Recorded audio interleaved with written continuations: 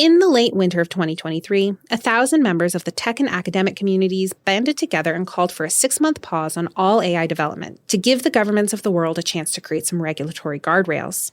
Artificial intelligence development was moving too fast, the signatories said, and companies should work with regulators to create, quote, a robust AI governance system.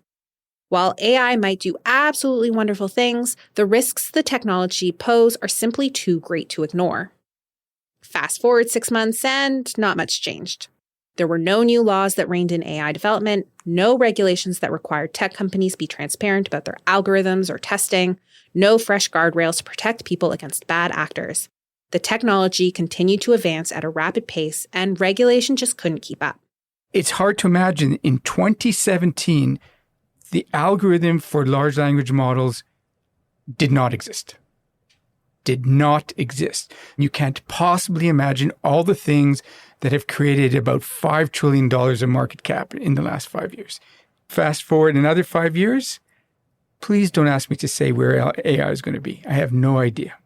It might be doing only amazing things like we just saw the Nobel Prize for AI contributions to proteinomics, which is mapping out all of the proteins in our body. The consequences for human health are staggeringly wonderful.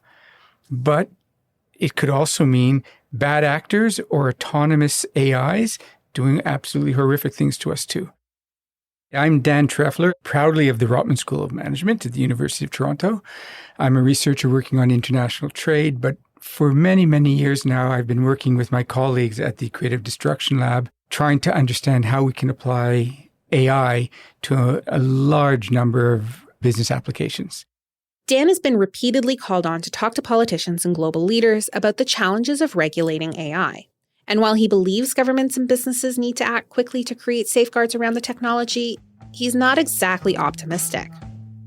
So what does it mean to regulate artificial intelligence? Can it be done? And why does everyone need to care? Welcome to the Executive Summary. I'm Megan Haynes, editor of the Rotman Insights Hub.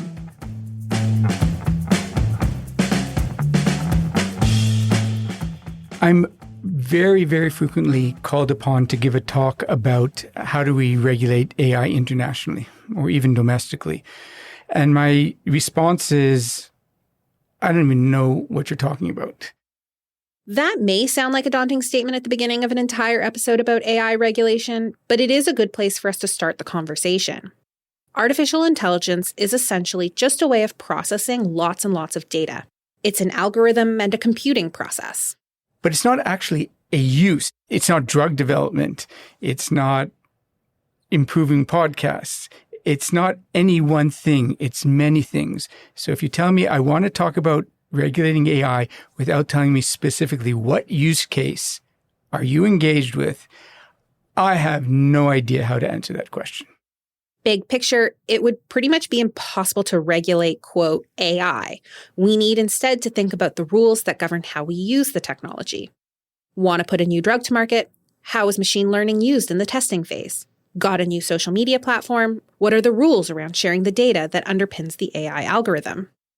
Essentially, how do we shape the rules and directives around how different industries, processes, and people use AI, and what are the outcomes we hope to achieve? So with that in mind, there is a spectrum on how we are currently, in 2025, regulating AI uses. On one end, if we're in the United States, the answer is actually very, very simple and clear. We're doing nothing. On the other end, the Chinese are super laser focused on just a very small number of uses.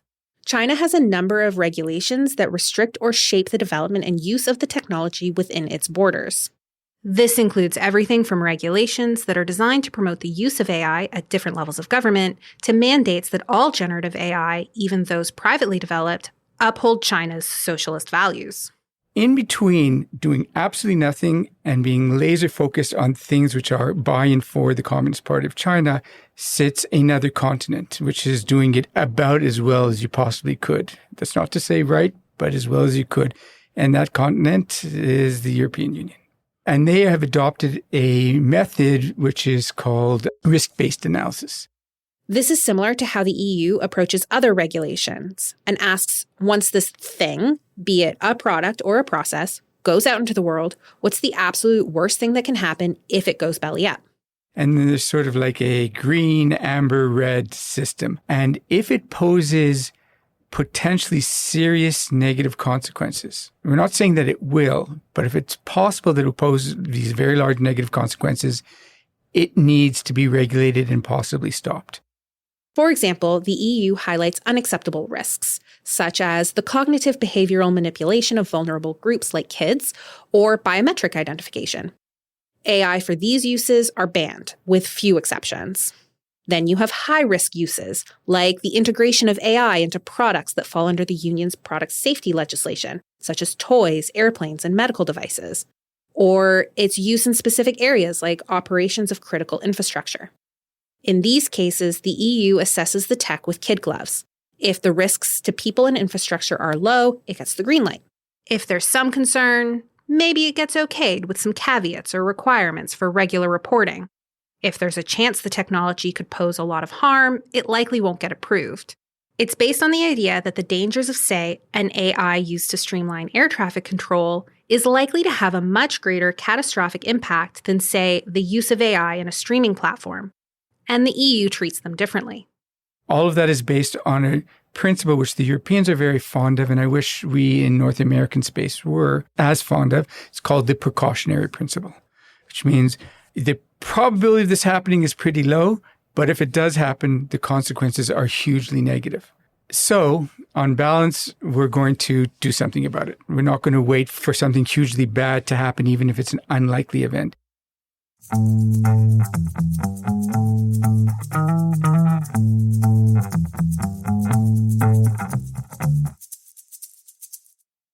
So why is it so challenging to rein in or regulate AI?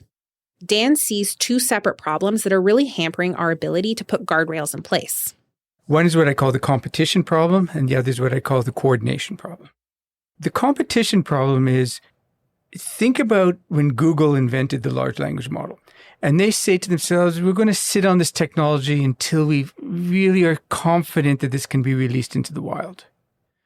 Sam Altman wakes up one morning and says, I don't know where I put my glasses, but I'm seeing dollar signs in front of my eyes. Let's release ChatGPT and see what happens. As organizations develop these new, potentially very lucrative technologies, the risks that another company will beat them to the market means everyone is more likely to also rush to get their products out the door, even if they don't have complete faith in their product safety. When competition is fierce, there's less upside to being cautious and more reason to pressure governments to leave the space unchecked by regulatory hurdles. On the other side, you have coordination, which is basically a government or governments working together to come up with a framework to regulate. Coordination is something where I feel like we could make more progress. So what's the coordination problem? If a country or many countries got together and said, look, there are some basic principles about the regulation of AI that we all have to follow, then we can put some constraints on that competitive process. That is where the real action lies. And when you have competition and coordination working together, it can be great for the entire industry. I want to cast my eyes back to the late 1970s when American cars were, quite frankly, rust buckets that were supposed to last for a couple of years, no seatbelts, failed crash test dummies. They were sardine cans in which we were meant to die in.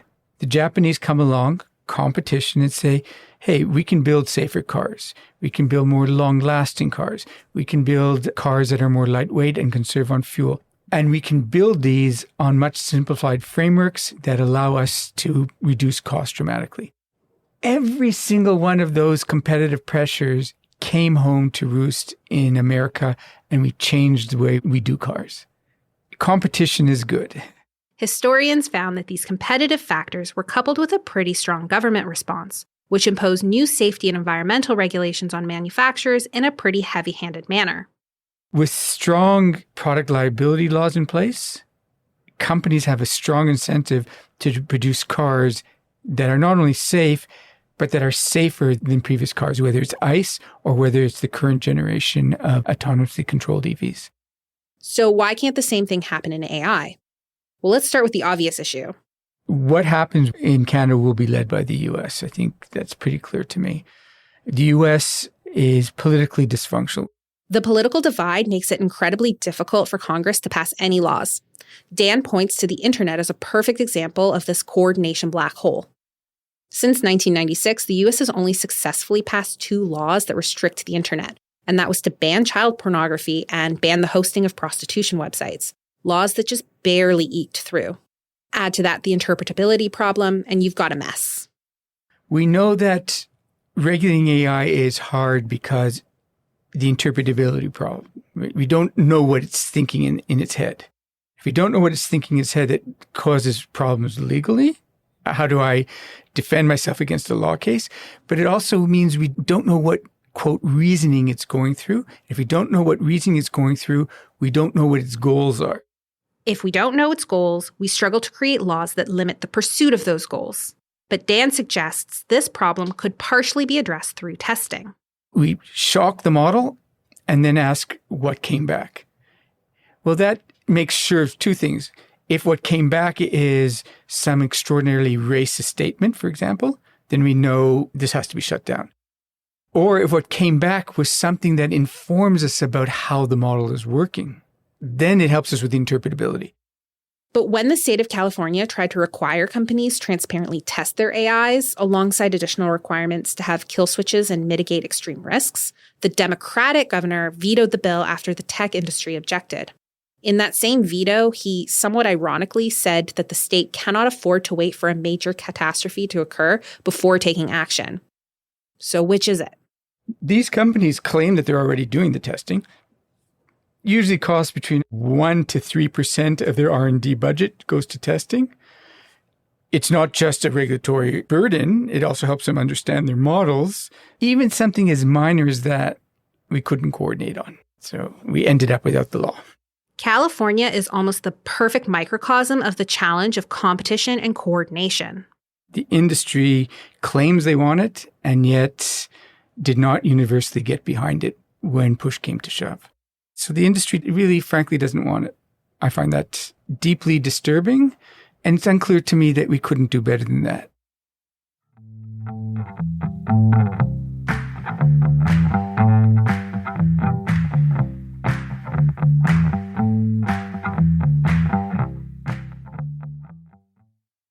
So considering how rapidly the technology is changing and how challenging the space is to regulate, should we all just adopt the US's head in the sand, do nothing strategy? I'm extremely sympathetic for 2 reasons. The last place you want to regulate is in a very vibrant, innovative startup ecology. Leave these people alone. Let them innovate to their heart's content. That is absolutely the best thing we can do as a government. The trouble here is that the things that I've already alluded to, there are some very, very serious downsides. I really do not want to regulate innovative entrepreneurs in this city out of business. On the other hand, I don't want to discover that our next set of elections is determined in Beijing, or that this creature that we never knew existed, which is an autonomous AI agent, has suddenly decided that it's time to figure out what the nuclear codes are. If AI did not present us with such massive opportunities, we would not be having this conversation. We would regulate it out of existence. There is this real tension. So what's the best path forward?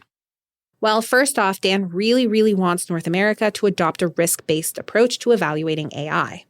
We want to focus on the extreme risks. At this point, let's focus on the extreme risks. Part of that regulation is to recognize the risks that companies like TikTok and BYD impose in terms of siphoning off data from us and the security issues involved. So governments can impose restrictions on how foreign companies collect, analyze, and use data from its citizens. Governments should also look at whether AI is helping companies limit economic competition or creating monopolies, i.e. antitrust. And Dan says we should look to other regulators like the FDA, for example, which have a track record of regulatory successes in their respective spaces as models for how to approach AI. To start thinking about what regulatory organizations we are proud of and think, can we bring AI at least partly into that framework? And governments also need to remember that laws prohibiting things aren't the only way to regulate industries. there, I think the carrot of regulation is very useful. Should we give subsidies to companies that are developing educational software that solves very personalized needs, like needs of autistic children? Or perhaps it's making AI available to people of all economic walks of life, providing discounts and subsidies for people in blue-collar jobs to play around with and get familiar with generative AIs. Or maybe it's using AI to help big robots and humans work together more safely, something that can't really happen now at big manufacturing centers. Essentially, how can governments encourage these really positive uses of the technology?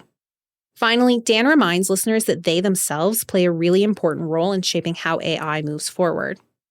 It's going to be a very difficult problem, but you as an individual, every time you're aware that you may be being lied to, every time you're aware that somebody's trying to make money off of you and you prevent that from happening, you're fighting the great regulatory battle. And I encourage you to continue doing that.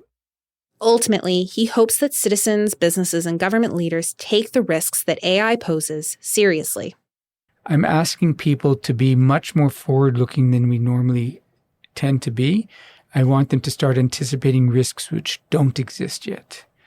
Because when they do come, as we've seen with past changes in AI, they will come in such a flurry that we won't be able to shovel our way out of our own homes. So let's start thinking hard about regulating things on a precautionary principle, not because they've happened, but because they might happen.